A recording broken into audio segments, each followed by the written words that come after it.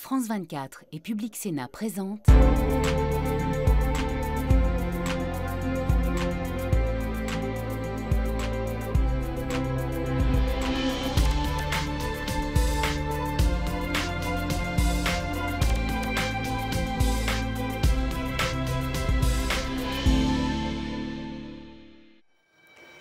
Merci de nous rejoindre ici à Strasbourg pour notre débat consacré à cette 5e vague Covid qui déferle sur l'Europe, à nouveau épicentre de l'épidémie. L'Organisation mondiale de la santé redoute 700 000 morts supplémentaires pour le vieux continent d'ici le printemps, alors que les Européens pleurent déjà plus d'1,5 million de victimes. Et pourtant, l'Union européenne se pensait à l'abri avec une couverture vaccinale de 80% des adultes. Les non-vaccinés sont montrés du doigt, accusés de véhiculer les variants et de mettre le système hospitalier sous tension. Face à ce regain pandémique, les pays adoptent de nouvelles mesures restrictives. Alors, aux Pays-Bas, en Belgique, en Autriche et même en Suède, les restrictions suscitent des manifestations de dizaines de milliers de personnes, voire des échauffourées avec la police. Nous en parlons tout de suite avec deux invités. Le premier vient d'un pays franchement dans le rouge, la Belgique. Bonjour Pascal Arimont, vous êtes eurodéputé du Parti populaire européen. Et face à vous, venu d'Italie, qui pour l'instant résiste mieux que d'autres pays, Laura Ferrara du mouvement 5 étoiles qui siège au Parlement européen parmi les non-inscrits, avec une couverture vaccinale de 85% chez les plus de 12 ans en Italie. Votre pays a un taux d'incidence parmi les plus faibles. Pourquoi? Comment vous l'expliquez? Franchement, je ne sais pas. Je crois que les mesures qui ont été prises dès que la pandémie a pris cours, ont des conséquences positives, on va dire, parce qu'à la fin, on a moins de cas par rapport aux autres pays de l'Union européenne. Donc peut-être que c'est grâce à l'effort fait par tous les citoyens italiens qu'à la fin, on a une situation, on va dire, un peu plus positif que dans les autres pays. Avec des confinements très très forts tout de même en Italie. Hein. Oui, c'est vrai que vraiment ça a été un sacrifice très dur pour les citoyens italiens parce que vraiment on a eu des restrictions très fortes, même pour les enfants surtout à l'école. Ils n'ont pas pu aller à l'école. Et alors c'est vrai qu'on a passé vraiment des mois très difficiles, très durs. Maintenant, on espère que on peut cueillir les conséquences positives de ce sacrifice. Alors en Belgique, avec 75% de couverture vaccinale, c'est un peu la débandade. Qu'est-ce qui se passe exactement dans votre pays? Comment vous expliquez justement ces mauvais chiffres? Je crois qu'il y a deux raisons pour lesquelles ces chiffres montent. La première, c'est qu'on a 25% de personnes qui ne sont pas vaccinées. C'est une explication. Et l'autre, c'est que les vaccins ont été administrés il y a 6 mois ou même plus. Et ces vaccins ne fonctionnent plus actuellement chez les personnes âgées. Et c'est pour cela que donc, les hôpitaux, voire là où on s'occupe des patients en intensif, on voit aussi des vaccinés. C'est difficile à expliquer maintenant aux gens, voilà, vous êtes vacciné, mais vous pouvez vous retrouver néanmoins à l'hôpital. C'est pour ça que le gouvernement a pris un tas de mesures récemment, donc il y a 2 semaines ou 1 semaine, pour justement ne pas faire un confinement, mais pour un peu serrer les vis là où il le faut. Donc la situation est quand même très différent de l'année passée. Moi, j'ai un peu comparé la situation de novembre 2020 à novembre 2021. En novembre 2020, on était dans un confinement complet. Donc, personne ne sortait, personne ne travaillait. Il y a plein de secteurs qui étaient fermés. Aujourd'hui, tout est ouvert. Donc, la situation est quand même un peu différente aujourd'hui. Laura Ferrara, la Commission européenne, elle a beaucoup insisté sur 80% d'Européens vaccinés à la fin de l'été. Et malgré cela, nous redevenons l'épicentre du Covid. Qu'est-ce que les Européens ont loupé? Bon, franchement, c'est très difficile à gérer, une situation qu'on n'a jamais gérée dans le passé. C'est vrai qu'on pensait qu'avec ce pourcentage de vaccinés, la situation était beaucoup mieux que celle qu'on fasse maintenant. C'est très important vraiment faire comprendre à tous les citoyens l'importance de se vacciner parce qu'évidemment, le pourcentage du 80% n'est pas suffisant. Alors, c'est vraiment très important avoir des pourcentages encore plus hauts.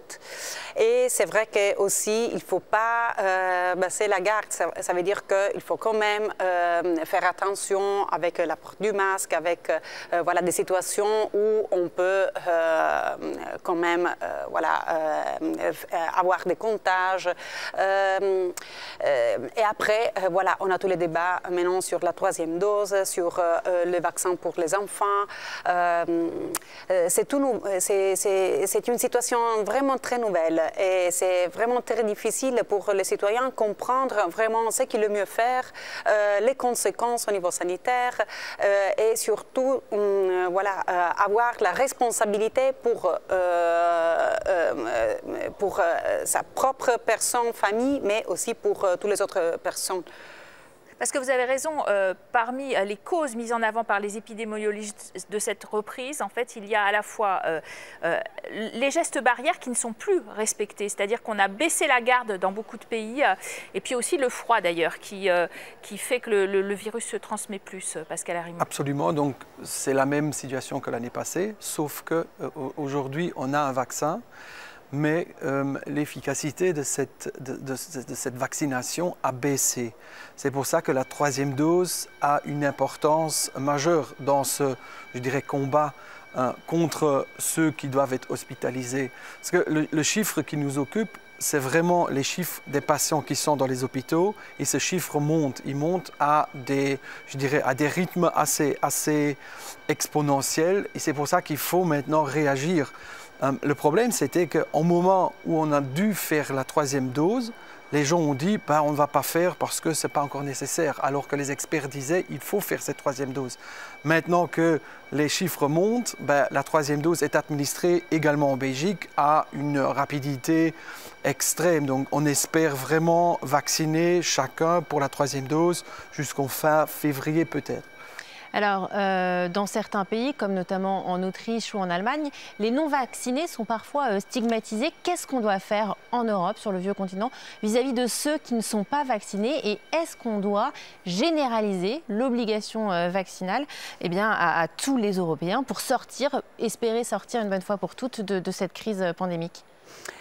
À mon avis, il faut comprendre pourquoi des personnes encore ne sont pas vaccinées. C'est-à-dire qu'il faut comprendre s'ils ne peuvent pas se vacciner parce qu'ils ont des allergies ou des autres empêchements pour prendre le vaccin, ou si on a des personnes qui ne veulent pas se vacciner parce qu'elles ont peur. Et alors, même sur ça, même sur la peur, il faut comprendre pourquoi. À la fin, on a des citoyens qui n'ont pas confiance dans Mais ils ont une vaccin. Responsabilité, ceux qui ne se vaccinent pas. Oui, bien sûr. Et donc, qu'est-ce qu'on fait vis-à-vis de ceux qui ne veulent pas se faire vacciner? Mais bon, c'est vrai que, par exemple, en Italie, on est en train de prendre des mesures différentes entre celles qui sont vaccinées et celles qui ont décidé de ne se pas vacciner. Et alors, il y aura 2 typologies de Covid Pass pour, on va appeler un super Covid Pass pour ceux qui sont vaccinés. Alors, ils auront, accès à tous les endroits. Et les autres qui ne sont pas vaccinés auront une autre typologie de Covid Pass qui permettra à eux, après avoir fait un test, d'aller travailler ou d'aller au supermarché, à la pharmacie, aux services essentiels et aussi de prendre les moyens de transport. Mais pour tous les autres endroits, ça sera interdit.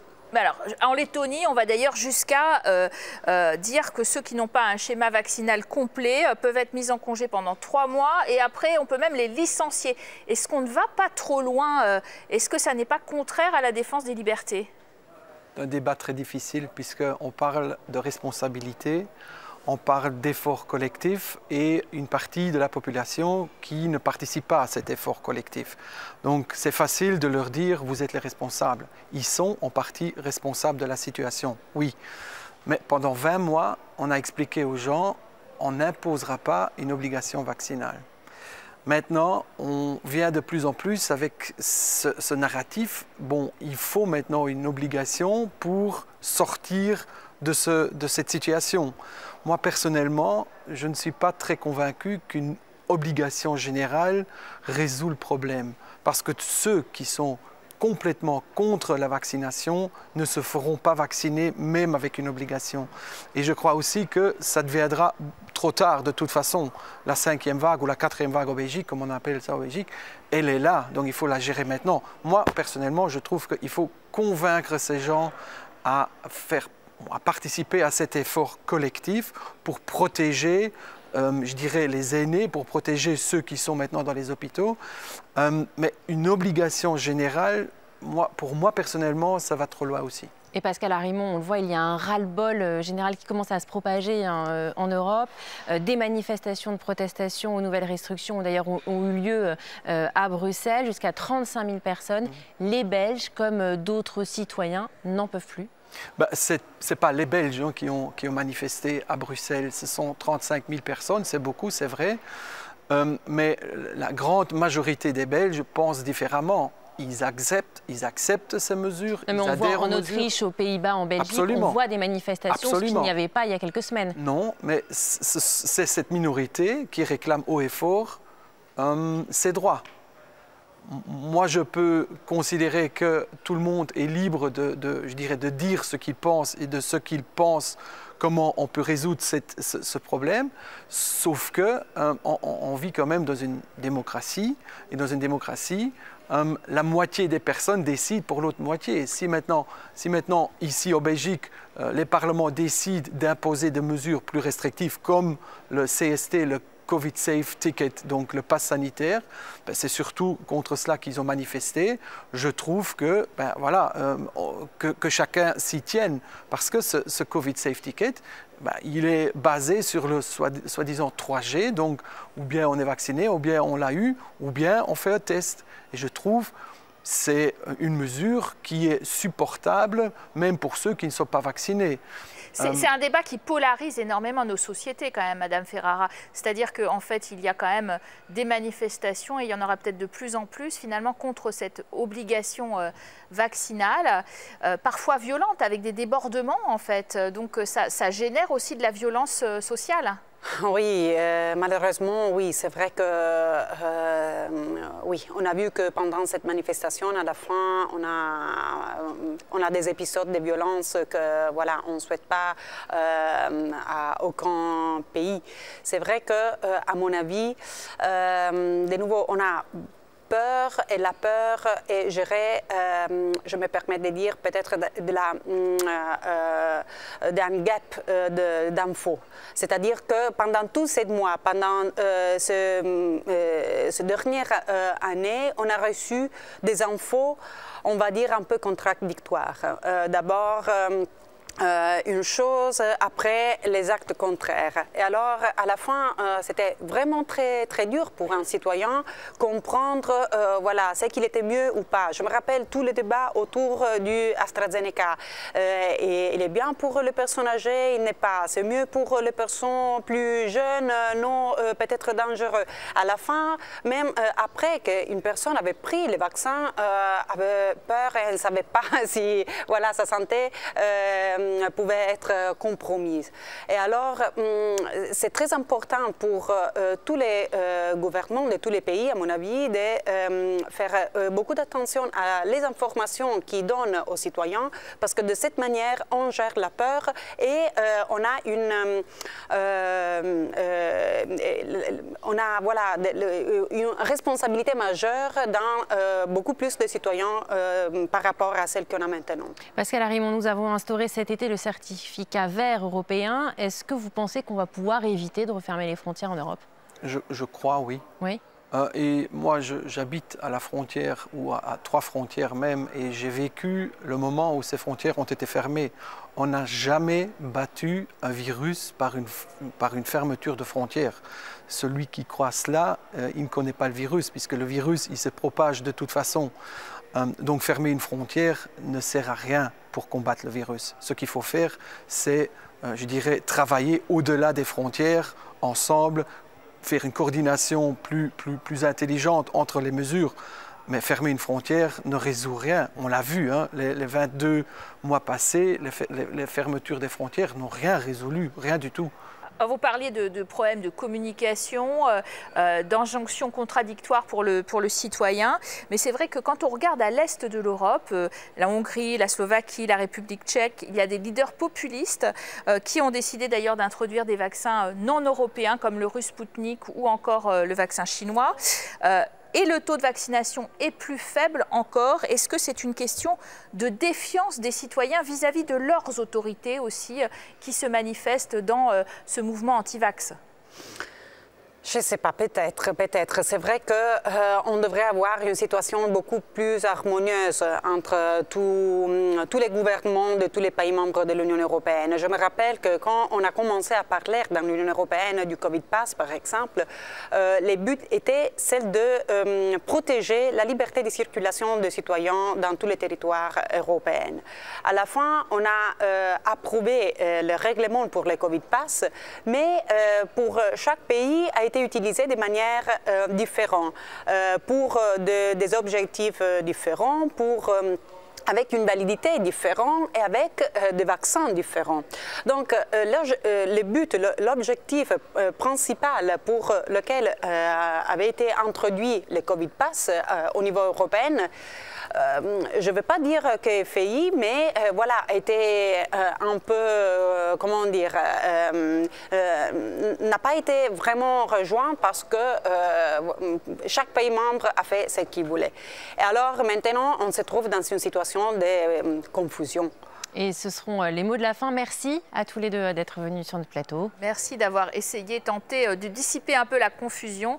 Merci à vous de nous avoir suivis. Vous restez bien sûr sur nos 2 antennes pour plus d'informations.